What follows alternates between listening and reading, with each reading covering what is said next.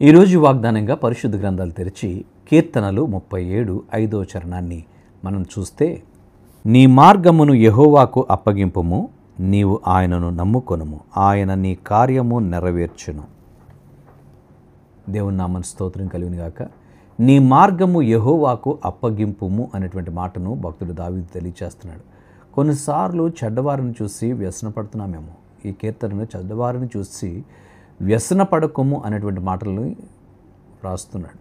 అయితే ఇక్కడ అంటున్నాడు, నీవు దేవునికి అప్పగించుకోవాలి. నీ కార్యాలు దేవునికి అప్పగించినప్పుడు దేవుడు వాటిని సఫలపరుస్తాడు. దేవుని నామన స్తోత్రం కలుగునుగాక. మనం ఇష్టం వచ్చినట్లుగా మనం చేయడానికి ఇష్టపడుతుంటాం. మన పనులు మనమే చేయాలనుకుని దేవునికి అప్పగించి ప్రభు చిత్తానికి అప్పగించినప్పుడు దేవుడు మన జీవితాల్లో గొప్ప కార్యాలు జరిగించేటువంటి వాడుగా ఆయన ఉన్నాడు అనేటువంటి విషయాన్ని లేఖనంలో దావీదు భక్తుడు తెలియచేస్తున్నాడు. దావీదు తన పనులను దేవునికి చేతిలో పెట్టాడు. నీ పనుల భారము యెహోవా మీద మోపుము అన్నాడు. అందుకని ప్రియులారా, దేవుని సేవకుడైనటువంటి మార్టిన్ లూథర్ గారు ఎక్కువ పనులు ఉన్నప్పుడు ఎక్కువగా దేవుని సందులో ప్రార్థించేవాడు. 3 గంటలు ఆయన ప్రతిదినము దేవునితో గడిపేవాడట ప్రార్థనలో.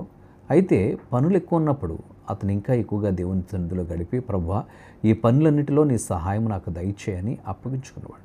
తన మార్గాలన్నిటిలో కూడా ప్రభువుకు అప్పగించుకున్నాడు. అందుకనే సొలొమోను మహాజ్ఞాని కూడా నీ ప్రవర్తన అంతటి యందు ఆయన అధికారానికి ఒప్పుకోనుము అనేటువంటి మాటను తెలియజేస్తున్నాడు. మన ప్రవర్తన అంతటిలో దేవునికి నువ్వు ఒప్పుకున్నప్పుడు, దేవాది దేవునికి నేను సమర్పించుకున్నప్పుడు దేవుడు నీ జీవితంలో గొప్ప కార్యాలు జరిగిస్తాడు. ప్రియ సహోదరి సహోదరుడే, ఈ మాటలు ఉన్నటువంటి నీ జీవితంలో నీ కార్యాలు దేవునికి అప్పగించగలుగుతున్నావా? అప్పగించి చూడు, దేవుడు నేను ఎంతగా అభివృద్ధి చేస్తాడో, దేవుడు నీకు ఎంతగా ఆయన కృపను తోడుగా ఉంచి అన్ని విషయాలు నిన్ను గైడ్ చేస్తాడో ఆ యొక్క నడిపింపు నువ్వు చూడగలుగుతావు. కనుక అట్టి కృపను పరిశుద్ధాత్మ దేవుడు మనకు అనుగ్రహించునుగాక. పరిశుద్ధుడా, నీకు వందనాలు.